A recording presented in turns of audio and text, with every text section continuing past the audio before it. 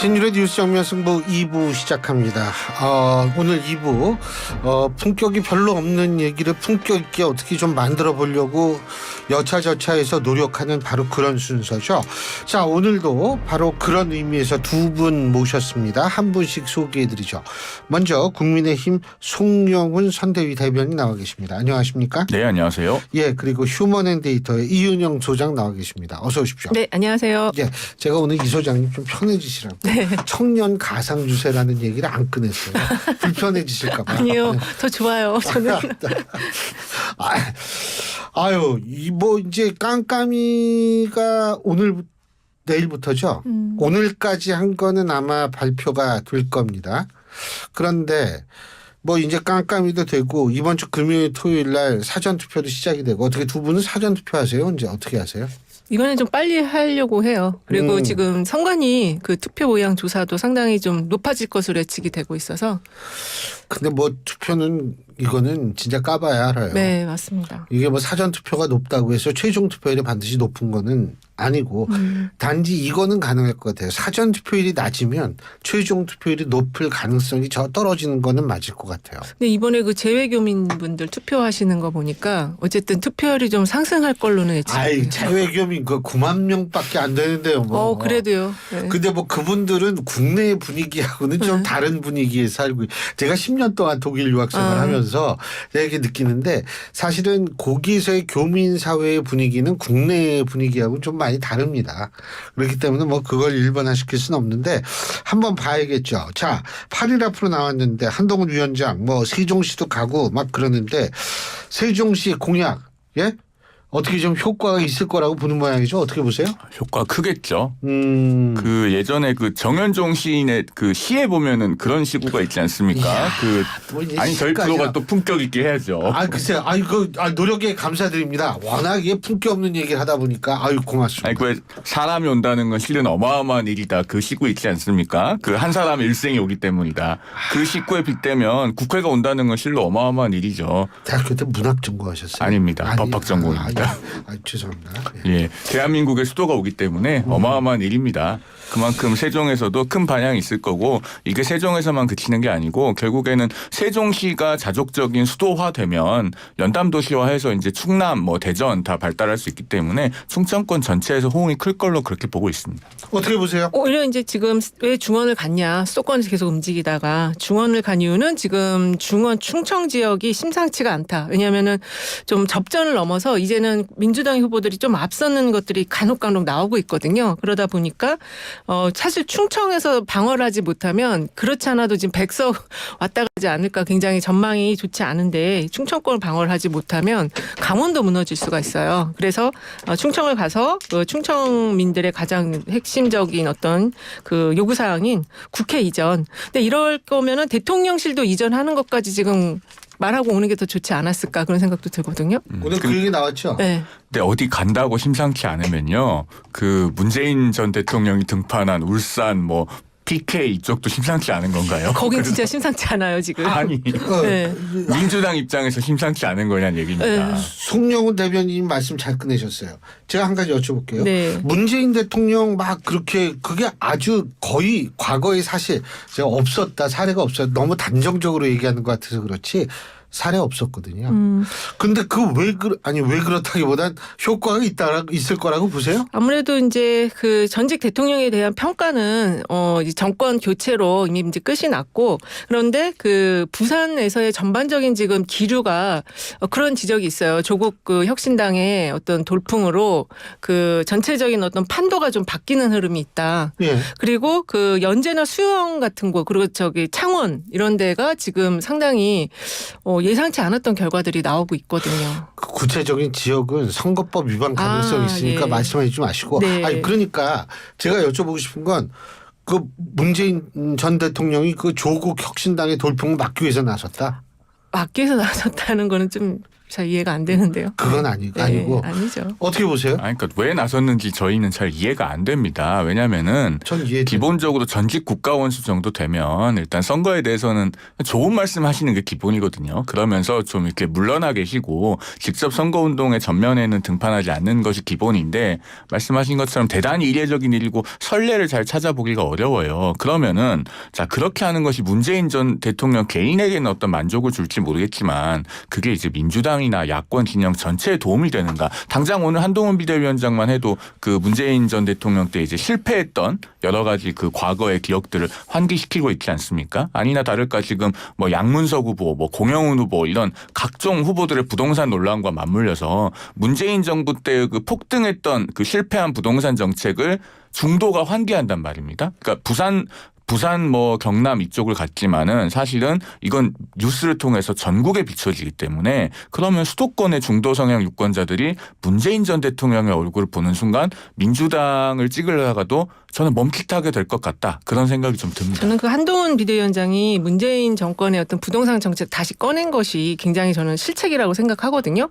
이미 이번 선거가 현 정부에 대한 중간평가 선거이기 때문에 지금은 의사 증언에 대한 이 부분을 빨리 해결을 해야 되는데 지금 대통령 담화 이후로 좀 전체적인 민심의 기류가 좀 더 안 좋아진 흐름인 것 같아요. 왜냐하면은 정부가 나서서 이걸 좀 빨리 해결하는 모양새로 가야 되는데 지금 그렇지 않고 오히려 더 완고하고 고집스러운 모습을 보여줬거든요. 그래서 그 과거에 이미 이제 그랬기 때문에 정권이 교체가 됐고 벌써 2년이 지나가지고 중간평가를 하는 과정에서 전 정부 탓을 하는 거는 정말 이제 내놓을 게 없다 이렇게 받아들일 수도 있을 것 같고 이미 중도 표심은 현 정부 심판론에 많이 좀 기울어져 있어요. 그건 데이터상으로도 좀 많이 나오는 상황이고. 좀 생각이 달라요. 야당 입장에서는 당연히 정권 심판론을 꺼낼 수밖에 없고 그것에 의존해서 선거를 치르는 게 뭐 야당의 정석일 겁니다. 그런데 그 정권 심판론에 호응을 해서 마음이 움직였던 유권자 집단조차도 막상 투표를 하려고 보는데 문재인 전 대통령의 얼굴이 계속 화면에 나와요. 그러면은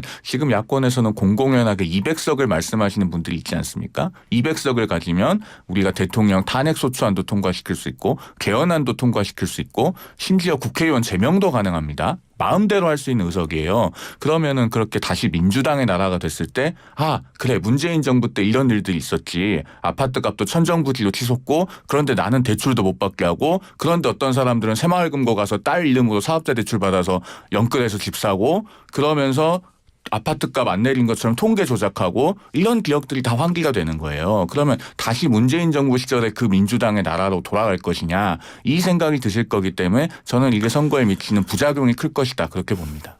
자, 제가 이렇게 여쭤볼게요. 이재명 대표는 문재인 전 대통령이 이렇게 선거운동하러 돌아다니는 거 고맙다. 정말 이거 너무 천군만마를 얻은 기분이다. 이렇게 생각할까요? 어떻게 보세요? 어쨌든 지금 이번 선거는 새로운 인물과 미래로 가야 되는 선거이기 때문에 전직 대통령이 나서는 거는 뭐 그렇게 썩 좋은 그림은 아니지만 뭐 그렇다고 해서 뭐 전국을 다니고 이런 거는 아니고 자기 그 비서실 직원들 중에서 출마하신 분들 중심으로 가니까. 네. 그거 저도 주목했는데 말씀도 좀 죄송한데 네. 이러니까 이제 문재인 전 대통령은 뭐 그런 생각을 안 하겠지만 보는 사람이 이거 친문들 관리 나서는 거 아닌가?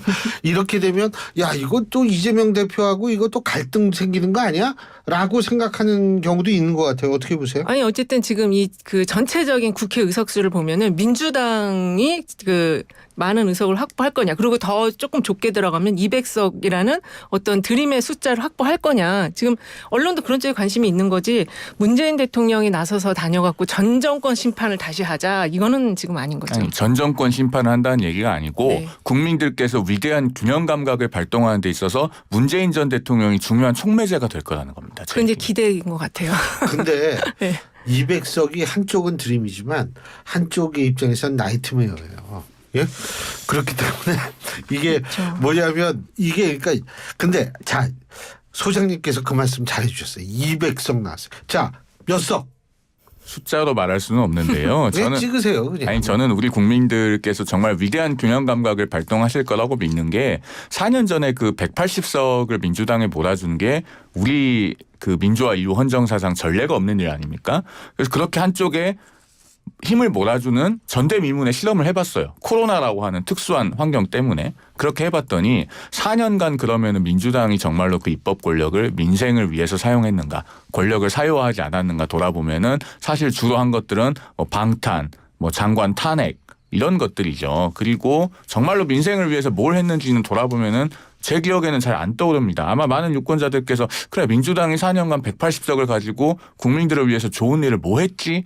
라고 떠올려보면 잘 떠오르시는 게 없을 거예요. 그러면은 한쪽에 몰아주는 것보다는 그래도 어느 정도 균형을 가지는 게 바람직하구나. 이 생각을 투표하시기 직전에 한두 번씩들은 더 하실 것이다. 저는 그렇게 생각합니다. 어쨌든 이번 선거는 파하고 사과가 치르는 선거 같아요. 그래서 파하고 사과들가 치르는 선거거든요. 그래서 이 현 정부가 이 물가 고물가에 대해서도 현실을 잘 너무 모른다. 여기에 지금 국민들이 분노를 한 거거든요. 이 지금 정권 심판론이 갑자기 바람이 지금 중언으로까지 상륙할 조짐을 보이고 있는 거는 그 고물가에 대한 어떤 현실 감각이 균형을 잃었기 때문에 그래서 급하게 지금 한동훈 비대위원장도 중언을 간 것이고요. 그리고 그 속에서 지금 그 막말까지는 아니어도 정말 그 급함이 보이는 그런 말들을 막 쏟아내고 있거든요. 그래서 지금 이재명 대표가 한동훈 비대위원장. 예. 그래서 그것 때문에 지금 홍준표 그 대구시장도 한동훈 비대위원장에 대해서 좀 그 품격 있는 말을 해라 이렇게 지적을 하고 있는 거죠. 같은 당 내부에서조차. 예, 말씀하세요. 이재명 대표 막말 리스트를 이야기하기 시작하면 제가 이 방송 끝날 때까지 해야 되기 때문에 생략하겠습니다. 근데 선거가 다가오는 것 같은 게 네. 제가 별로 개입을 안 했느냐 두 분이서 자연스럽게 말을 계속 이어가니까 저는 너무너무 감사드려요. 예? 아니 어쨌든 지금 가장 현실적인 거는 보수 그 국민의힘 후보들이 그 대통령과 현 정부에 대해서 지금 뭐 철회는 했지만 탈당 얘기도 하고 뭐 내각 사퇴 얘기하고 지금 무슨 함거 안에 들어가서 지금 선거 캠페인을 하고 이런 상황이잖아요. 이게 내부 분란이 지금 엄청 크다는 거죠. 지금 후보들이 동의하고 있다. 국민의힘 후보들이 동의하고 있다. 좋은 문제직인데 그 함은경 후보가 탈당 얘기를 했어요. 대통령. 그 유일하게 얘기한 사람인데 그거 어떻게 보세요? 그 본인이 오늘 아침에 라디오에서 또 해명을 하셨던데 뭐라고 해명을 했어요? 대국민 담화를 전체를 처음부터 끝까지 못 봤다는 거 아닙니까? 그 아니 탈당 그러면은 못 봤으면서도 그런 식의 엄청난 얘기를 했다라는 거는 해명을 할 수 있는 상황은 아니지 않나요? 그러니까 저 바람직스럽지는 않죠. 그거는 해명으로 끝날 문제는 아닌 것 같은데. 그런데 또 한편으로 저는 이해는 되는 게 그 지역구 후보가 되면요. 사실 굉장히 바쁩니다. 저는 그 대국민 담화를 모르면 얘기를 하지 말아야죠. 대국민 담화를 뭐 보고 있었다는 것 자체가 어떻게 보면은 오히려 더 놀라운데요. 지역 후보가 되면 사실 새벽에 한 4시 몇 분쯤 나와가지고 보통은 거의 뭐 자정 다 돼서 들어가고 이런 스케줄을 선거운동 기간 내내 소화를 하기 때문에 정신이 멍하다. 아니 50분 정도 되는 걸 처음부터 끝까지 보고 있을 시간도 없어요 사실은. 그렇겠죠. 근데 그거는 못 봤어도 그거에 대한 그 반응과 언론이 어떻게 보도하는지에 대한 거는 체크를 해야지 나가서 발언을 할 거 아니에요. 유세를 하는데. 근데 그거 자체가 지금 좀 어느 당 후보인지 모르겠어요. 이분은. 아니 좀 저도 그거는 잘 납득이 되기 힘든. 그러니까 저는 기본적으로 그렇게 생각합니다. 그 여당 후보는요. 여당의 역할을 더 잘하겠다고 하는 것이 가장 필요한 자세라고 생각해요. 그러니까 기본적으로 이제 국정을 우리가 자동차에 비유를 하면 이제 정부가 운전을 하는 거고 여당은 그 자동차의 내비게이션 같은 역할을 하는 겁니다. 그러면은 이제 여당은 우리가 정말 내비게이션 역할을 잘 하고 있다. 앞 전방에 뭐 급커브 구간이 있습니다. 어린이 보호구역이 있습니다. 이런 거를 우리가 지금 정확하게 다 안내를 하고 있다. 그리고 그것대로 운전이 되고 있다라는 걸 어필하면서 앞으로 계속 이 내비게이션이 잘 작동할 거다. 이런 거를 이제 국민들께 믿음을 드리는 게 중요할 것 같고요. 그런데 이제 역대 같으면은 야당이 이런 걸 가지고 싸웁니다. 보통 그 내비게이션이 좀 프로그램이 오래됐어. 업데이트를 해야 돼. 또는 이거 뭐 안내 음성에 문제가 있어. 아니면 3D로 바꾸자. 뭐 이런 얘기들을 하는 게 역대 야당들인데요. 사실 이재명 대표의 민주당이나 조국 대표의 조국혁신당은 좀 이게 과합니다. 어느 정도로 과하냐면 지금 내비게이션을 업데이트하자, 뭐 3D로 바꾸자 이런 수준이 아니고 그 시동을 꺼버리겠다. 또는 뭐 차키를 뽑아서 밖에 던져버리겠다. 거의 뭐 이런 수준의 지금 선거운동을 하고 있는 걸로 보여요. 그래서 이러다가 정말 차가 멈추게 되면은 그 자동차가 민생이라고 하는 목적지에 도달을 하겠는가. 그 점에서 좀 많은 우려가 들고 국민들께서도 좀 비슷한 우려를 많이 하실 거라는 생각을 갖고 있습니다. 대한민국 국민들이 차가 멈추지 않도록 잘 투표를 하시겠죠. 이번에. 네. 그 투표율은 어떻게 보세요? 어느 정도 될 거라고 보세요? 투표율은 예측하기보다도요. 이거는 뭐 모든 당에서 한 명이라도 더 투표를 하시도록 호소드리고 투표율이 높아지도록 하는 것이 그게 책무죠. 예, 그 영화의 비유를 하면 우리가 보통 뭐 1년에 박스오피스 1위 하면은 뭐 1,000만 관객 정도 들어오지 않습니까? 그렇게 해가지고 박스오피스 1위를 해야지 의미가 있는 거지. 뭐 영화관이 다 망해서 한 200만 명 들어왔는데 박스오피스 1위 하면 그게 의미가 있겠습니까? 관객은 다 떠나서 1위 하면 의미가 없는 거죠. 요새는 OTT를 많이 봐가지고. 예. 그렇죠. 어떻게 보세요? 투표율. 높아질 것 같고요. 보통 이제 총선은 높아진다는 게 몇 퍼센트? 그러니까 65%는 넘을 것 같다. 65. 우리가 참고로 우리 청취자 여러분 위해서 20년간 총선 평균 투표율이 57.2%입니다. 네네. 57.2%, 65%. 지난 21대 총선이 국기 결집 효과 때문에 사람들이 많이 이제 투표를 왔는데도 66이에요. 네. 그럼 그 정도 비슷하게 정도 나온다. 비슷하게. 지금 분위기- 이유는 아무래도 지금 정권 심판론이 상당히 그때와 비슷한 정도의 분위기를 가져가고 있다. 특히 최근에 대통령 그때는 정권 심판론이면 문재인 정권 심판론이잖아요. 그렇죠. 어쨌든 어쨌든 그 정권에 대한 어떤 기대나 뭐 예. 실망이나 이런 것들이 강도가 그때와 비슷하다는 거죠. 그리고 최근에 대통령 부정평가가 다시 또 60% 넘어선 상황이 되고 있고 그거에 대해서 어떤 죄송한데, 대책이 없어요. 숫자. 숫자 나오시면 네. 곤란합니다. 그거 네. 어디 여론조사인지 말씀해 주세요. 그 지금 갤럽 조사인데 제가 그거 잠시 찾겠습니다. 한국 갤럽은 네. 제가 기억하는 거는 리얼미터. 60%안 돼요. 리얼미터. 리얼미터. 예. 요번에 나온 이번에 거죠. 월요일 날 나온 예, 리얼미터. 제가 자료입니다. 찾겠습니다. 말씀하세요. 그래서 할 수 있는 게 이거밖에 더 있겠어요. 말씀하세요. 그러니까 예. 제가 이거 6명이라고 해야 되는데 그 상당히 지금 25일에서 29일 리얼미터가 에너지 경제 의뢰에서 한 조사이거든요. 그래서 지금 1일 날 나온 건데 부정 평가가 여기에 리얼미터가 에너지경제신문의 의뢰로 3월 25일부터 29일까지 그리고 정당지도 3월 28일, 29일 양일간 전국 18세 이상 남녀 2,509명 이거는 대통령 국정수행 평가입니다. 네. 그리고 전국 18세 이상 남녀 1,004명 이것은 정당 지지도 여론조사고요. 각각 자동응답 ARS 방식의 조사임을 말씀드리고요. 자세한 사항은 중앙선거 여론조사 심의위원회 홈페이지를 참조하시면 됩니다. 이거 말씀하십시오. 말해서 한 2, 30초 까먹었네. 내가 나중에 따질 거예요. 네. 예. 그래서 부정평가가 지금 60.7%로 다시 올라갔고 이 조사에 따르면은 지금 5주째 대통령 긍정평가 계속 하락하고 있어요. 그래서 이 하락 요인이 뭔지에 대해서 사실 지금 국민의힘 한동훈 비대위원장이 이거에 대한 그 대책을 세우고 그거에 따른 선거 캠페인을 벌려야 되는데 지금 거의 속수무책인 상황인 것 같거든요. 예, 어떤 방어 논리가 지금 잘 되지 않고 오히려 그러다 보니까 네거티브로 지금 흐르는 조짐이 보이고 있어요. 예. 네, 정치가 후진 사람이 하는 거라면 그리고 또 정치에 관심이 없다면 더 후진 놈이 지배할 거다 이런 식의 이야기들을 지금 하고 있거든요. 그거는 정말 정석적인 이야기지 않습니까? 정치를 외면하면 외면할수록 더 나쁜 사람들에게 지배당한다는 거는 뭐 너무나 정치학의 교과서적인 이야기고 어느 선거에서나 할 수 있는 이야기라고 생각합니다. 근데 이게 후진이라는 단어를 잘 안 쓰거든요. 사실 좀 근데 약간 비속어 저기 같은 느낌을 주잖아요. 홍길동이 아버지를 아버지라고 부르지 못하는 것도 아니고 솔직히 말하면 우리 정치가 지금까지 굉장히 후진적인 모습을 보이고 있는 것은 사실이지 않습니까? 자, 지금 여론조사 말씀하셔서 제가 여쭤볼 게 있어요. 뭐냐면 지금 여론조사 그거는 거의 이제 수치적으로 드러나는 게 보수 표집 보수가 과소 표집되고 있다. 보수 과소 표집 현상은 일반적으로 우리가 얘기를 하는데 보수 과소 표집 현상 플러스 샤이 보수 왜 그렇다고 보십니까?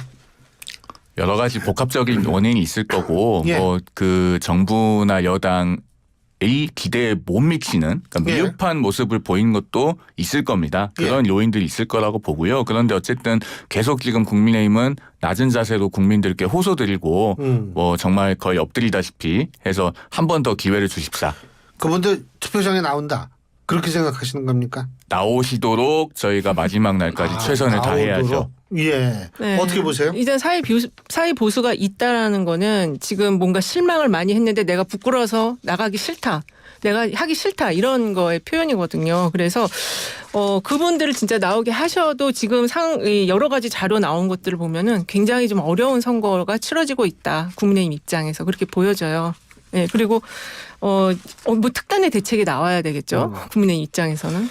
간단하게 의대 문제 어떻게 돼요? 의대 증원 문제. 대화해야죠. 지금 대통령실에서도 대화 안 하겠다는 거 아니에요? 그러니까 대통령실에서도 지금 2,000명을 고집하지 않는다고 설명도 하고 있지 않습니까? 예. 그리고 대통령의 담화에도 그 합리적인 대안이 있으면 예. 얼마든지 열어놓고 얘기하겠다 이런 부분이 천명이 돼 있기 때문에 결국에는 이것은 대화의 테이블이 마련이 될 것이고 예. 대화로 문제가 해결이 될 거다 저는 그렇게 확신합니다. 30초. 예, 이번에 대통령 담화에서 이 의사 정원 문제를 풀기 위해서 담화를 긴급하게 할 것으로 봤는데 결국 또 다시 2,000명 딱 고집을 했거든요.